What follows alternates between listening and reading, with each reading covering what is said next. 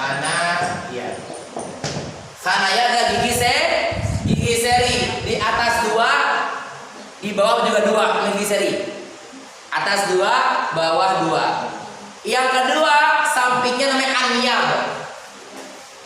Yang kedua namanya anyab.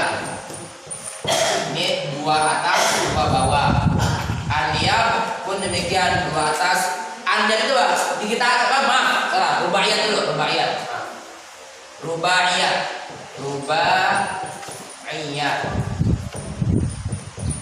Rubaiyat adalah 2 gigi di samping gigi seri. Rubaiyat sebelum taring. Ya, di antara taring dengan gigi seri itu ada gigi itu. Namanya apa? Rubaiyat bahasa Arabnya. Bahasa pertama sanaya yang artinya adalah apa tadi? Gigi seri. Kemudian di samping gigi seri bahasa Indonesia apa tuh? Sebelum taring.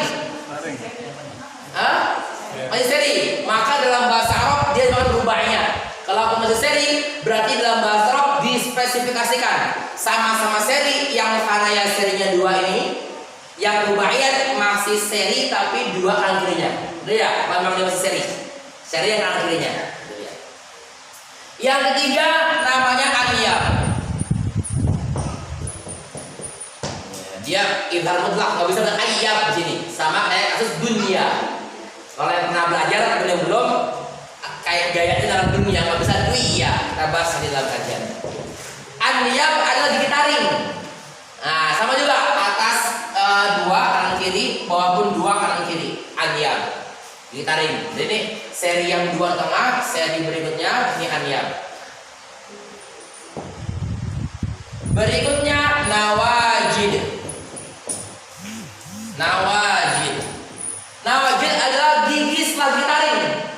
Ada yang tahu namanya apa? Saya pun belum sempat ini juga, soalnya kayak bahasa Arab. Ya gigi 1 gigi setelah gigi taring. Sebelum gigi geraham. Nah, jadi namanya bisa dilihat di antara gigi taring dan geraham. Ya, tadi cari namanya apa? Saya juga belum sempat kepikiran. Baru ingat di sini namanya. Materi enggak kepikiran belum ingat di sini langsung saya bahas. Sebelumnya pernah dikaji juga di kajian lain. Nawajid adalah gigi di antara gigi taring dengan gigi geraham. Satu aja, 1 kanan 1 kiri atas, 1 bawah 1 kanan dan kiri. Jadi totalnya 4, 2, 2, jadi 4. Ini 4. Sanaya gigi geraham apa? Gigi apa? Gigi seri yang depan ini. Kemudian rubaiyat seri yang sampingnya. Kemudian anyab adalah gigi taring. Kemudian nawajid, ya, adalah gigi di antara taring dan gigi geraham. Baru paling terakhir namanya abros. Yang kita bahas sekarang abros. Abros. Abros adalah gigi geraham. Gitu ya. Dia 16 atas, 16 ya. Totalnya ada 8 ya. 8 atas, 8 bawah. 8 atas, bawah namanya gigi abros. Ya, ada gigi geraham. Ya, abros itu ada 4 kanan, 4 kiri, 4 kanan, 4 kiri, jadi 8 atas, 8 bawah. 16 sama dengan 32. Total gigi yang normal ada 32 dia namanya. Iya, nama-nama lagi bahasa Arab itu. Pertama sanaya. Kenapa dinamakan? Karena kita bahas dalam makhraj. Di antara semua huruf ini yang punya bab secara spesifik dalam makhraj hanya 2, sanaya dan abros. Sanaya dan abros. Rubaiyat, anyab dan nawajid dia sebagai efek samping saja, bukan sebagai makhraj spesifik. Yang kita bahas yang abros, gigi geraham, atas 8, bawah pun 8. Maka totalnya ada 32. Gitu ya. Semua total gigi. Terbaik. Anyab. Ya, jadi saya ulang sana ya. Gimana Syekh? Kalau pembagian ini saya dulu belajar belum begitu nyaman. Doa gitu ya. Oh iya, dawahik benar, namanya dawahik benar sih. Bukan itu sih, nama ini benar. Namanya dawahik. Atau pengingat saya, namanya dawahik benar. Namanya ini bukan nawajid, dawahik. Doa ada bukunya tuh, dawahik. Ya, saya revisi tadi nawajid itu belah bawahnya dawahik saja. Di buku mungkin ada di sebagian buku, tapi dia cukupkan 5. Nanti ada lagi gigi tambahan nawajid. Dia cukupkan dengan 5 ini saja. Jadi selain nawajid kita ganti dengan nama dawahik. Gigi sebelum gigi geraham itu tidak memiliki makhraj secara spesifik, dia hanyalah efek saja. Itu bukan senyum Syekh ya, nama tempat itu Syekh. Artinya bukan nama itu semua, dia artinya nama tempat. Ya, begitu Syekh ya.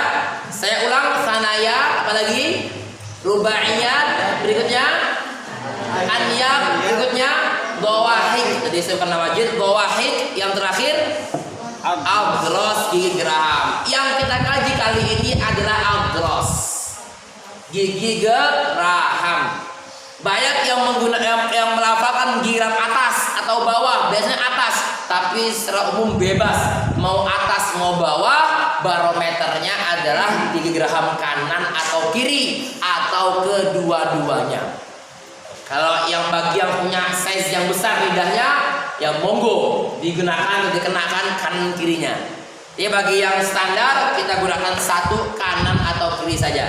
Yang umumnya lebih banyak digunakan kiri. Jadi kita ulang lagi, dot itu makhrajnya adalah tepi lidah, kanan atau kiri. Yang menempel mana? Yang menempel gigi geraham, baik yang kiri atau kanan. Gigi gerahamnya di dalam Indonesia harus atas, tidak mesti. Gigi geraham bawah pun boleh. Yang penting masih berupa gigi geraham. Ya maka Mas Syekh. Itu ya, asalkan kanan dan kiri. Kita baru belajar makhraj. Nanti kalau sifat ada imtidadul saut, imtidadul makhraj, kalau bergerak sedikit. Di sini kita baru sekedar nempel saja. Ya, sekedar menempel, baru makhraj. Nanti sifat kita gerakan lagi.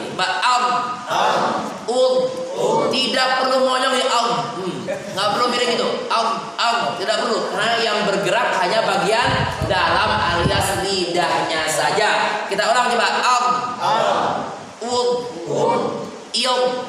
Ya, mau kiri boleh, mau kanan boleh. Kalau saya pribadi memang umumnya mau kiri. Coba kita baca ulang.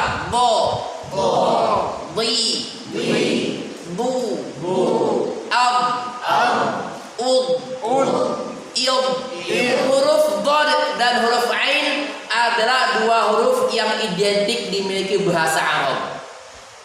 Huruf dhad dan huruf ain.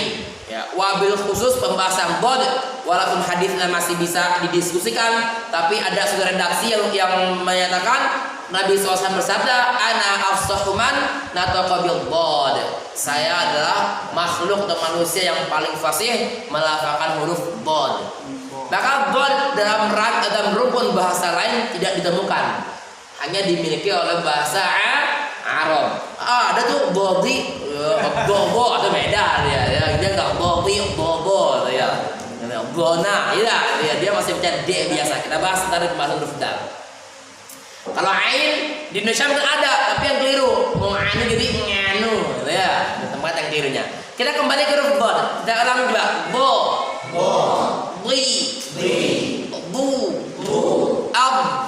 Kita baru sedang menempel saja. Nanti ada sifat lain nama istitolah, tidak kita bahas sekarang.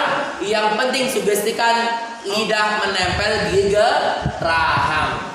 Mau atas doang boleh. Kalaupun ibaratnya kita kena gigi yang atasnya aja, itu bukan berarti tidak bisa kena bawah. Emang enggak? Karena barometernya gigi geraham. Gigi geraham. Kenapa dia bisa sampaikan saat demikian? Karena ada yang bertanya, oh ini maksudnya gigi geraham atas. Ada yang bertanya di situ. Saya jawab tidak mesti. Bagi yang kena bawah pun boleh-boleh saja, tapi memang umumnya gigi geraham atas. Yang menjaga barometer bukan atas dan bawah, namun kanan atau kiri atau kedua-duanya kalau bisa. Kita ulang sekali lagi, coba baca. Coba dalam pembahasan bod, ketika ending tidak ada qalqalah, jangan baca aldo. Dia ada coba iong. Ya, coba waladdo. Ghairil maghdubi. Al-maghdubi. Ya, kita ulang lagi.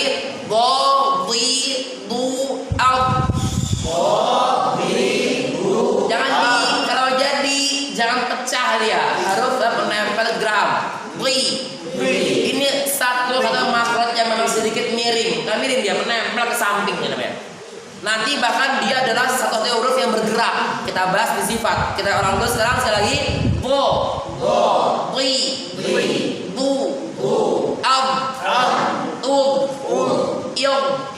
Al-maghdubi. Itu enggak al-maghdubi. Ya, dan waladdo penting. Tidak ada penambahan durasi waladdo, enggak ada dia. Baca stabil saja biar rafah dan istiqlal simpel aja. Waladdo coba.